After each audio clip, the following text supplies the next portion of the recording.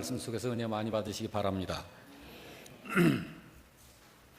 하나님의 아들이신 예수님께서 세상에 오신 이유를 성경이 분명히 말씀하고 있고 우리들은 또 그것을 알고 믿고 있습니다. 첫째는 저와 여러분을 구원하여 하나님 자녀 삼으시고, 둘째는 하나님이 여러분과 저의 아버지가 되시고자 함입니다. 그 이유 때문에 하나님의 아들이신 예수님께서 이 세상에 오신 것이죠. 그것을 성경에서는 자기의 백성을 그들의 죄로부터 건져내셔서 함께 사시기 위한 것이라고 성경은 그렇게도 이야기를 했습니다. 저와 여러분을 구원하기 위해 절대적으로 필요한 것이 제물입니다. 화목 제물. 요한일서 4장 10절 말씀을 함께 보고 싶은데요, 우리 같이 읽어보십시다. 하나님이 우리를 사랑하사 우리 죄를 속하기 위하여 화목 제물로 그 아들을 보내셨습니다. 그래서 하나님이 예수님을 이 세상으로 보내주신 거고, 예수님은 그 목적으로 세상에 오신 것입니다. 그러므로 예수님이 이 땅에 오셔서 예수님의 사명이 화목 제물 되시는 게 사명이에요. 제물은 죽임 당하는 것입니다. 그게 제물이에요. 이제는 누구든지 예수님을 하나님의 아들로 깨달아 믿는 사람은 구원을 받아 하나님의 자녀가 되고 하나님은 그의 하나님이 되시는 것입니다. 그러므로 이 사실을 요한일서 4장 15절은 이렇게 말했습니다. 다 같이 읽습니다. 누구든지 예수를 하나님의 아들이라 시인하면 하나님이 그의 안에 거하시고 그도 하나님 안에 거하느니라, 이렇게 말씀을 하신 것이에요. 그래서 신앙생활이라는 것은 하나님의 아들이신 예수님을 믿음으로 하나님과 함께 사는 삶을 사는 것, 그걸 신앙생활이라고 하는 것입니다. 그런 사람이 구원받은 사람인 것이고, 그렇게 구원받은 이후에는 구원받은 자로서의 삶이 또 있는 것입니다. 그 구원받은 자의 삶이라고 하는 것이, 그것이 바로 하늘의 삶을 여기서 벌써 사는 거예요. 그러니까 그 삶이 굉장한 것입니다. 그것을 단어로 표현을 하면 믿음으로 사는 삶이라고 하는 거예요. 믿음으로 산다는 이것이, 여러분, 이 세상 사는 그 삶에 믿음으로 산다는 이거 하나가 덧붙여진 그런 수준이 아니에요. 이건 굉장한 신비하고 신령한 그런 비밀과 복이 되는 것입니다. 오늘은 세례 요한의 삶을 통해서 구원받은 사람은 어떻게 살아야 하는지를 살펴보면서 은혜를 나누고자 합니다. 세례 요한입니다. 세례 요한. 우리가 신자인 세례 요한을 행복한 사람으로 봐야 되나? 아니면 피어나지 못한 꽃 몽우리로 져버린 인생처럼 보아야 할까? 과연 우리 인생의 모델로 삼아도 세례 요한의 인생을 우리 신자들의 인생 모델로 삼아도 될 그런 인생으로 봐야 하는가 하는 거예요. 여기에 대한 신자의 눈이 어떠한지에 따라서 참으로 믿음은 또한 건강한 믿음이 될 수도 있고 그렇지 않을 수도 있을 것입니다. 그래서 이 세례 요한의 인생, 세례 요한의 그 사람됨, 세례 요한은 33살의 생애를 마쳤습니다. 33살 짧은 한 생애를 마친 이 세례 요한의 인생과 그 사람됨을, 그분을 이 세상에 보내신 하나님께서 그 인생, 그 사람을 평가한 말씀이 누가복음 7장 28절에 기록이 되어 있습니다. 여러분, 성경 구절이 나오면 그냥 조건 없이 같이 읽었으면 좋겠어요. 자, 내가 너희에게 말하노니 여자가 낳은 자 중에 요한보다 큰 자가 없다 했습니다. 하나님의 아들이신 예수님께서 그 세례 요한을 두고 하신 말씀이에요. 예수님께서 요한을 그렇게 인정하신 것은 세상의 모든 인생들도 이 사람처럼 돼야 한다는 이야기입니다. 세상의 모든 인생들도 세례 요한 같은 사람, 그런 사람 돼야 한다는 걸 하신 거예요. 그러므로 주님께서 이 말씀을 하신 후에 곧 이어서 하신 말씀이, 그러나 하나님 나라에서는 극히 작은 자라도 요한보다 크다 하신 거예요. 그렇기 때문에 여러분, 요한 같은 사람 되지 않으면 하나님 나라에 부적합한 것을 우리는 알 수 있는 거예요. 하나님 나라는 큰 사람이 들어가는 것입니다. 진정 큰 사람을 말하는 거예요. 세상적으로, 사회적, 인간의 이성 개념으로 큰 사람을, 국어 사전적으로 큰 사람을 말하는 게 아니고, 정말 한 인생으로서 하나님께서 인생을 창조하셨을 때에 그 하나님이 창조하신 창조의 목적에 합한 인생 되어지지 않으면 하나님 나라에 적합하지 않다 하신 것입니다.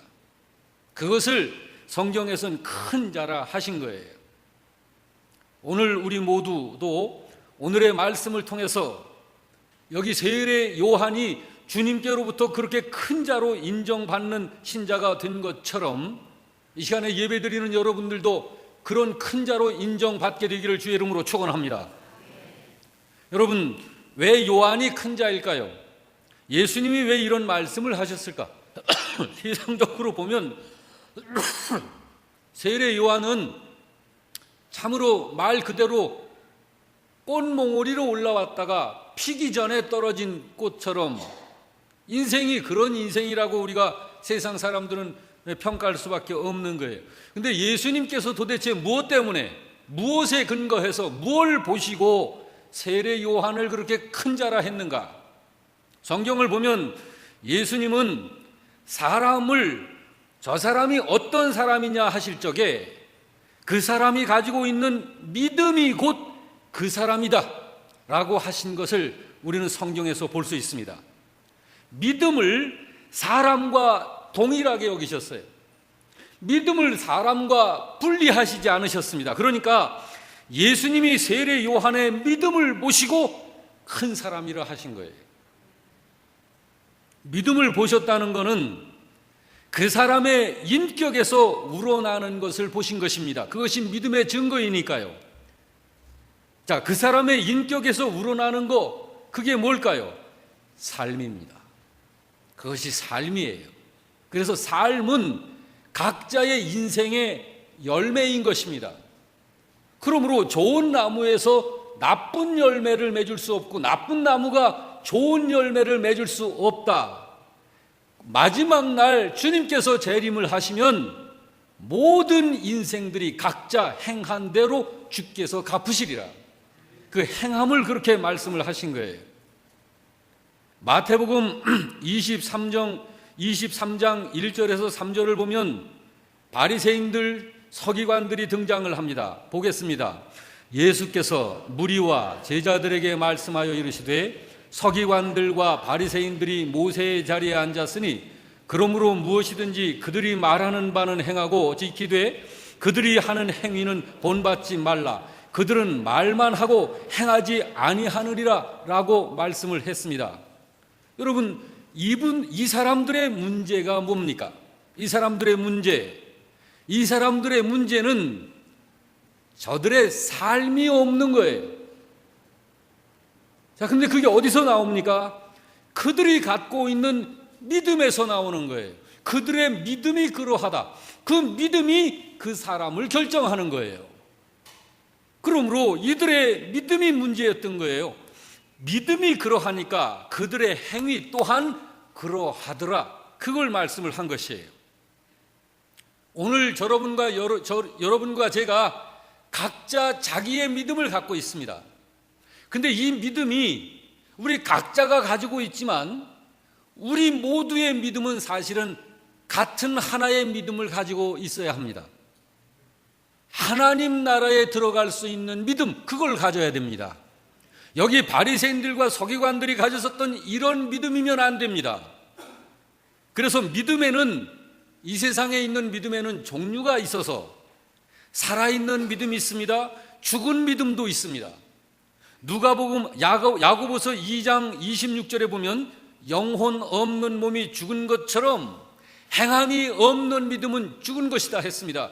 이 행함을 성경에서 말씀하고 있어요. 그래서 믿음에 있어서 믿음의 생명으로 나타나는 게 뭔가? 그것이 행함입니다. 순종입니다. 그것이. 교회 안에 보면 순종하는 신자가 있고 행함이 있는 신자가 있고 행함이 없는 신자가 있어요.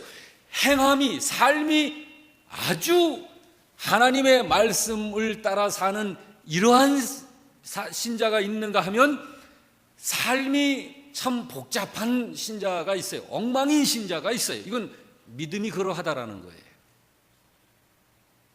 믿음에는 또한 큰 믿음이 있고 적은 믿음이 있습니다.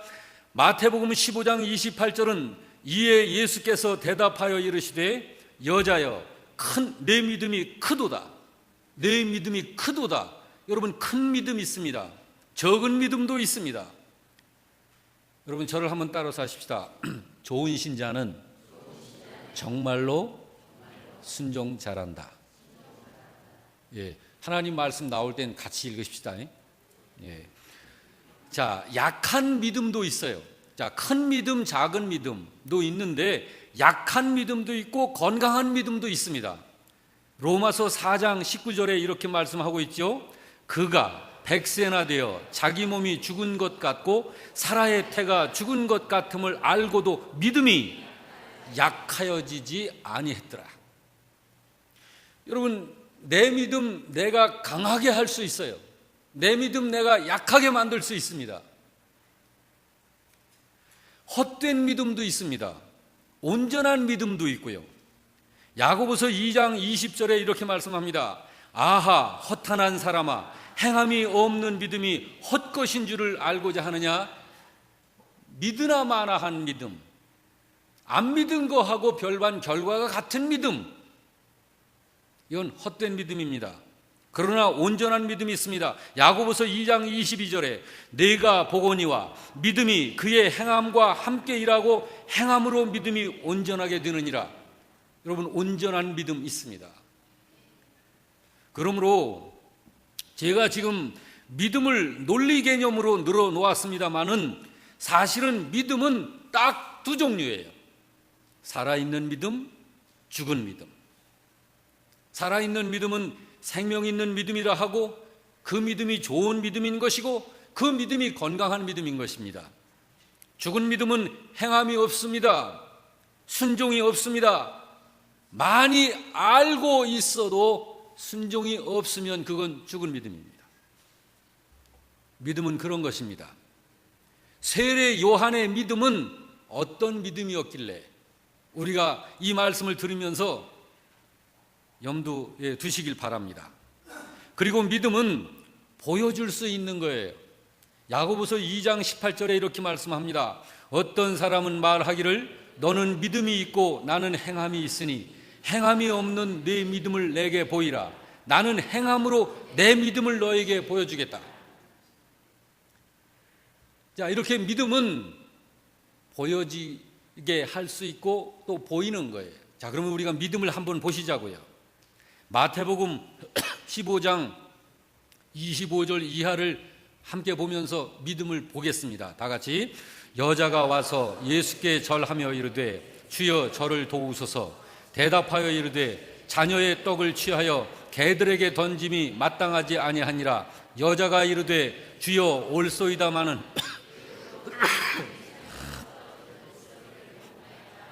이에 예수께서 대답하여 이르시되 여자여 내 믿음이 크도다. 내 소원대로 되리라 하시니 그때로부터 그의 딸이 나으니라. 믿음이 보입니까? 이 여인은 그래서 주님의 역사가 일어나는 거예요. 이렇게 삶을 보고서 그의 믿음을 보고 알게 되는 거예요. 제가 여러분에게 뭘 볼까요? 여러분의 키를 볼까요? 여러분의 집을 볼까요? 여러분의 외모를 볼까요? 아닙니다. 여러분의 믿음을 보는 것입니다. 성경이 에녹을 언급했습니다. 창세기 5장 21절 이하에 에녹은 65세에 무두셀라를 낳았다. 65살 되신 나이에 65살 나이에 무두셀라를 낳았고, 무두셀라를 낳은 후 300년을 하나님과 동행하면서 자녀를 낳았다. 1년에 한 명씩 낳으면 300명을 낳았다고 보면 됩니다. 2년에 한 명씩 낳았다면 150명을 낳았다고 보면 돼요. 그런데 이 에녹이 하나님과 동행했다. 몇 년 동안? 300년 동안. 이게 뭘까요? 하나님과 동행했다는 이게 뭘까? 그는 어떻게 하나님과 300년 동행을 한 걸까? 히브리서 11장 5절이 그거를 이야기하고 있습니다. 믿음으로 에녹은 죽음을 보지 않고 옮겨졌으니 하나님이 그를 옮기심으로 다시 보이지 아니하였느니라. 그는 옮겨지기 전에 하나님을 기쁘시게 하는 자라 하는 증거를 받았다. 자, 그러면 창세기 5장 21절에 에녹이 300년간 하나님과 동행한 이건 뭐라는 거예요? 이 300년 동안 그의 삶이 하나님을 기쁘시게 하는 삶을 살더라라는 거예요. 그걸 누가 봤습니까? 세상 사람들이 보고, 아, 저 사람은 하나님을 기쁘시게 하는 사람이다라는 증거를 남겼다. 매일매일의 삶 속에서 삶입니다. 삶은 믿음의 증거인 것입니다. 행함입니다. 행함. 다른 말로 말하면 이 에녹이 하나님과 300년간 동행을 했다. 그럼 300년 이후에는 하나님이 너무 이뻐하시니까 죽음을 경험하지 않고 300년 됐을 때 하나님이 그 육신을 그대로 그냥 하늘나라로 데려가신 거예요. 다른 사람들은 이 육신의 죽음을 경험하고서 땅속에 매장되었다가 가잖아요. 그래야 되잖아요. 그러나 에녹은 그러지 않았다. 그럼 300년 동안 하나님과 동행한 이것이 뭡니까? 에녹은 믿음으로 살았다는 거예요. 노아도 볼까요? 히브리서 11장 7절입니다. 믿음으로 노아는 아직 보이지 않는 일에 경고하심을 받아 경외함으로 방주를 준비하여 그 집을 구원하였으니 이로 말미암아 세상을 정죄하고 믿음을 따르는 의의 상속자가 되었다. 여러분, 노아는 어떻게 하나님 나라의 상속자가 됐을까요? 삶입니다. 삶. 여기에서 노아의 삶이 보입니까? 노아는 아직 보이지 않는 일의 경고를 받았다. 누구한테? 하나님한테. 무슨 경고입니까? 그게 앞으로 내가 이 세상을 물로 심판할 것이다 라는 경고를 들은 거예요. 그래서 그 경고하심을 받아 경외함으로, 하나님을 경외함으로 방주를 준비했다. 그래서 구원을 해냈다. 그때 지구상에 믿는 자는 다 구원받은 거예요. 누구였나요? 근데 지구상에 믿는 자가 오직 노아의 가족밖에 없었던 거예요. 그러니까 노아의 가족들은 다 구원받았어요. 그러나 노아의 믿는 자가 아닌 모든 자는 다 심판으로 들어간 거예요. 삶입니다. 그렇습니다. 요한이 큰 사람이라는 주님의 이 평가는 삶이 그러했다는 거예요. 곧 믿음이 좋은 사람이었더라라는 거예요. 그러므로 믿음이 좋은 것이 그 사람이 좋은 거예요. 믿음이 크다라고 하는 건 그 사람의 크기를 말하는 거예요. 그 사람이 그만큼 크다라는 거예요. 저는 그렇습니다. 저는 좀 어떨지 몰라도 우리 영락교회가 이렇게 좀 지방에 있고 이렇게 숫자가 수천 수만 명이 안 돼도 저는 주님께서 보실 적에 우리 영락교회 큰 교회로 인정하시는 줄 믿습니다. 요한을 한번 더 보시죠. 요한이 큰 사람인 것을 우리가 오늘 본문을 통해서 느껴볼 수 있어요. 요한은 사람들의 관심이 예수님에게로 옮겨가는 현실 앞에서 그 믿음의 모습을 보여주었어요. 요한의 믿음을 한번 구체적으로 들여다보자고요. 자, 여러분, 요한이 어떤 반응을 보이고 있어요. 행위로 나오고 있어요. 그 반응을 믿음으로 나타내는지 아니하는지. 보통 사람은 시험 들 때가 언젠가요? 사람들로부터 나에 대한 관심도가 떨어지고 그럴 때 시험 들잖아요. 참 우리 교회는 그런 일 별로 없습니다만은 어떤 분들은 그래요. 목사님이 아무개 어떤 사람들만 더 사랑한다고, 그러면서 섭섭하다고 교회를 옮겨볼 생각을 하는 사람도 있는 거 가끔. 그러나 여러분, 그렇지 않습니다. 보통 그럴 때 시험이 드는 이제 때가 이제 그런다라고 보는데, 우리가 이 요한을 들여다보자고요. 요한의 이런 입장이 됐을 때를 우리가 생각해 보면서 보자고요. 22절 23절을 보겠습니다. 그 후에 예수께서 제자들과 유대 땅으로 가서 거기 함께 유하시며 세례를 베푸시더라. 요한도 살렘 가까운 세례를 베푸니 거기 물이 많음이라. 그러므로 사람들이 와서 세례를 받더라. 25절에서 27절도 이에 요한의 제자 중에서 요한에게 가서 이르되 랍비여, 선생님과 함께 요단강 저편에 있더니 곧 선생님이 증언하시더니가 세례를 베풀매 사람이 다 그에게로 가더이다. 자, 이 상황이 벌어진 거예요. 이 상황이. 자, 요한의 제자가 와서 선생님한테 지금 이거를 보고를 하는 거예요. 이렇게. 그러니까 요한이 이렇게 말을 해요. 27절 요한이 대답하여 이르되 만일 하늘에서 주신 바 아니면 사람이 아무것도 받을 수 없느니라. 이게 요한의 믿음이에요. 28절도 봅니다. 내가 말한 바 나는 그리스도가 아니다. 그의 앞에 보내심을 받은 자라고 한 것을 증언할 자는 너희다. 이게 그의 믿음의 모습이에요. 29절부터 30절도 더 봅니다. 신부를 취하는 자는 신랑이나 서서 신랑의 음성을 듣는 친구가 크게 기뻐하나니 나는 이러한 기쁨으로 충만하였노라. 그는 흥해야 되고 나는 쇠하여야 된다. 이게 요한의 믿음이에요. 그러면 여러분, 적어도 여러분의 목사가 이런 하나님의 말씀에 믿음을 가지고 내 영 관리를 위해서 몸부림치는 목사라고 한다면 편애하겠습니까? 여러분, 그런 걸 좀 생각하셔서 좀 저도 인정받고 싶어서 그래요.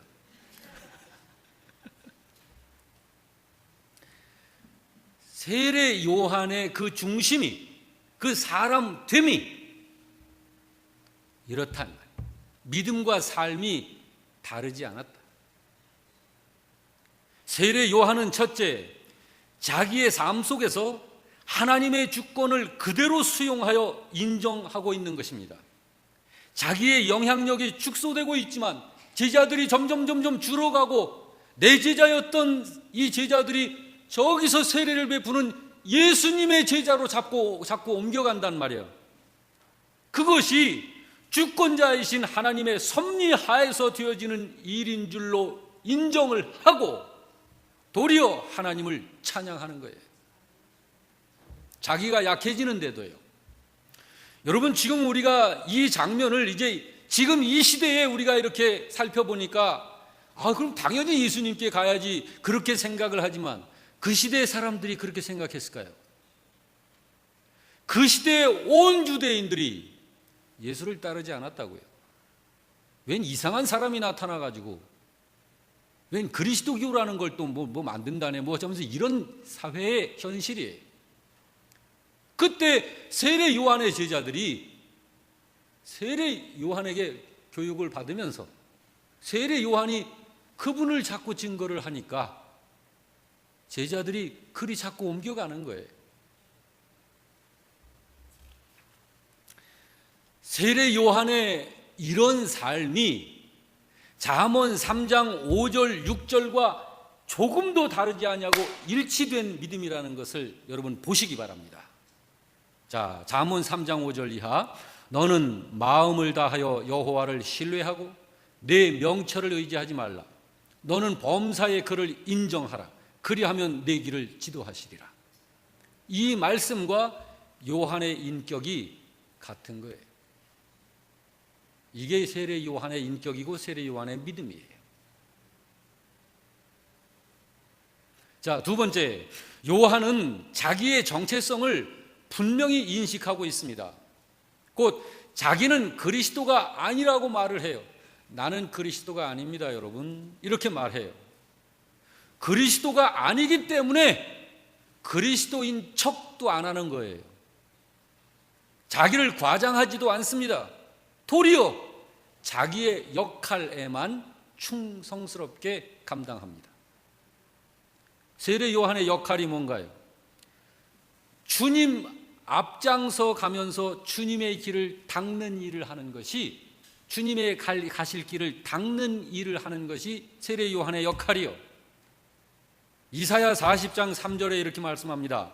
외치는 자의 소리여 이르되 너희는 광야에서 여호와의 길을 예비하라. 사막에서 우리 하나님의 대로를 평탄케 하라 하신 역할, 이것이 세례 요한의 역할이요. 그래서 마태복음 3장 3절은 이렇게 말씀합니다. 그는 선지자 이사야를 통하여서 말씀하신 자라. 일러스되 광야에 외치는 자의 소리가 있어 이르되 너희는 주의 길을 준비하라. 그가 오실 길을 곧게 하라 하였느니라. 이것을 세례 요한은 자기가 그리스도가 아니니까요. 주님을 위해서 주님의 길을 예비하는 자로서의 역할을 하는데 한 생애를 그대로 가는 거예요. 그러므로 세례 요한은 옹졸하게 생각하지 않습니다. 자기 역할이 뭔지를 분명히 아니까요. 요한의 믿음이 그런 거예요. 그래서 요한의 믿음이 얼마나 참 깨끗하고 순수하고 아름다우냐고요. 셋째, 자기의 인생의 성공 여부를 사람들의, 제자들의, 사회의, 이웃들의 인기에 두지 않고 하나님의 뜻을 이루는 데 인생의 성공 여부를 둔 거예요. 세례 요한은. 그래서 자기의 대중적 인기가 쇠약하는 것이, 여러분 연예인들 인기 떨어지면 우울증 걸리고 막 큰일도 생기잖아요. 그러죠? 그런데 이 세례 요한은 자기의 대중적 인기가 쇠하는 것이 오히려 예수님이 부각되어지는 것으로 생각을 하면서 기뻐합니다. 뿐만 아니라 요한은 자기의 삶을 통해서 그리스도이신 예수님이 어떤 분이신지를 분명하게 선언합니다. 여길 보십시오. 28절에 보면 나는 그리스도가 아닙니다, 이렇게 말해요. 29절에 보면 나는 신랑이 아니에요. 그렇지만 나한테도 기쁨이 있어요, 이렇게 말합니다. 30절에서는요, 저분은 흥해야 하겠고 나는 약해져야 맞는 거예요, 이렇게 말합니다. 31절에서는요, 자기는 땅에서 난 자라고 말하고 저기서 세례 베푸시는 저 예수님은 하늘에서 온 자라고 증거합니다. 여러분, 저분이 하늘에서 온 자라고 증거를 하면 슬그머니 나도 옆에다 낀 거 가지고 나도 하늘에서 온 자야, 이렇게 하고 싶지 않아요? 세례 요한은 그렇게 하지 않았다 이 말이에요. 바로 이것이 세례 요한이요, 이것이 세례 요한의 믿음이고, 이것이 세례 요한의 인격이고, 이것이 세례 요한의 삶이에요. 그러므로 여러분, 세례 요한에게서 어디서 믿음 따로 생활 따로가 나오냐 이 말이에요. 세례 요한은 그 사람 자체가 그의 믿음이에요. 그 사람의 삶 자체가 그 사람이에요. 우리 모든 신자들이 이 요한을 닮아야 합니다. 여러분과 저는 그리스도가 절대로 아닙니다. 그런데 여러분 보십시오. 이단자들, 사이비들, 믿음을 빙자해서 사람들을 교묘하게 속여가지고 이용하는 사람들, 요즘에 한참 시끄러운 유병헌이라는 작자, 말 안 해도 너무 잘 알잖아요. 여러분, 그리스도를 증거해야 하는 사람이 저와 여러분입니다. 우리 몸이 가루가 되어져서 사라진다 할지라도 우리는 그리스도만을 증거해야 하는 사람들인 거예요. 모든 신자들이 그래야 하는 거예요. 이런 믿음이 아니면 하나님과 상관없습니다. 그리고 하나님 나라와도 상관없습니다. 하나님께서 바울을 통해서 하신 말씀이 있죠. 고린도후서 11장 2절에 내가 하나님의 열심으로 너희를 위하여 열심을 내노니 내가 너희를 정결한 처녀로 한 남편인 그리스도께 드리려고 중매함이로다. 오늘 본문의 요한이 이 역할을 하고 있는 거예요. 한 영혼 한 영혼을 예수님께 연결시켜 주려고 중매하는 일을 충성스럽게 감당한 거예요. 29절에 그래서 세례 요한이 이 말 한 거 아닙니까? 신부를 취하는 자는 신랑이나 서서 신랑의 음성을 듣는 친구가 크게 기뻐하나니 내게는 이러한 기쁨이 충만하다. 여러분, 이런 사명의 기쁨이 충만한 여러분과 제가 되시길 주 이름으로 축원합니다. 바로 이것이 자기 사명을 잘 감당한 사람 속에서 솟아나는 행복이에요. 이제 마지막으로 28절을 우리 다 같이 한번 보십시다. 내가 말한 바 나는 그리스도가 아니요 그의 앞에 보내심을 받은 자라고 한 것을 증언할 자는 너희니라. 그럼 여러분과 저는 서로 어떻게 해야 합니까? 서로의 역할이 무엇인지를 알아야죠. 우리 목사님 그리스도는 아니세요. 그 얘기를 여러분이 하셔야 해. 아시겠죠? 우리 목사님 예수님 증거하는 분이세요. 여러분도 그렇고요. 34절 봅니다. 하나님이 보내신 이는 하나님의 말씀을 하나니 이는 하나님이 성령을 한량없이 주심이니라. 여러분이요, 성령님의 역사는요, 하나님 말씀을 이야기하는 게 성령님의 역사예요. 성경을 성경대로 말하는 거예요. 오래 믿은 신자는 성경 내용을 많이 알죠. 그래도 성경만 이야기해야 해요. 그게 성령의 역사예요. 그러면 그 다 알고 있는 그 말씀이, 어제도 들었던 그 말씀이 오늘 새 힘이 되는 거예요. 오늘 그게 지혜가 된다니까요. 그 말씀이 오늘 나의 능력으로 나타난다니까요. 그 말씀이, 어제 들었던 그 말씀이, 다 알고 있는 그 말씀이 오늘 나에게 영의 양식이 된다니까요. 그게 신비한 은혜인 거예요. 사랑하는 성도 여러분, 요한은 이렇게 믿음의 내용이 분명했습니다. 요한은 성경을 통하여 그리스도이신 예수님의 말씀을 통하여 알고 믿는 믿음을 가진 그런 사람입니다. 그러므로 그는 어떻게 믿고 인생을 어떻게 살아야 할지를 그렇게 고민하지 않았어요. 다 나와 있는 삶이니까요. 성경을 통하여 믿음의 내용이 분명해야 합니다. 오늘 여러분과 저도 알고 믿어야 합니다. 그래서 믿음의 태도를 분명하게 해야 하는 것이에요. 예수님은, 우리의 믿음 공동체 안에서 예수님은 주연이십니다. 여러분과 저는 조연입니다. 그 역할을 잘 감당하면 하늘에서 큰 자로 인정이 되는 것입니다. 할렐루야.